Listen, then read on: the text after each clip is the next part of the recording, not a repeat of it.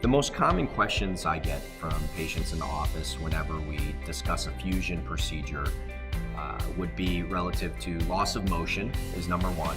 And number two would be that people are concerned that if they have a fusion, that one day they will need another fusion, maybe at the next level. So the first question is, and which is actually the most common question, is will I lose motion if I have a fusion?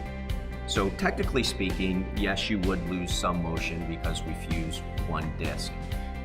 But most patients, in my experience, when they come back after a successful fusion surgery, is they report back that they either don't notice any loss of motion, and in fact, many patients even say that they feel like they have more motion than they did before surgery, which is obviously very counterintuitive. But the reason for that is when you're in pain because you have a bad disc or arthritis in the back or a pinched nerve, you're under a lot of pain and stress, so you don't move as well. You're not utilizing the good disc that you have.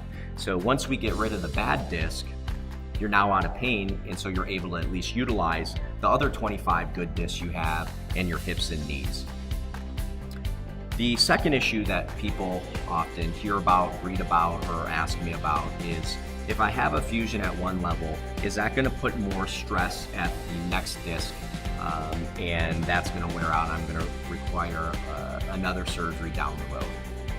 So I think that's a great question. The statistic is that about 20% of patients who have a fusion will need the next level operated on in about 10 years or within 10 years.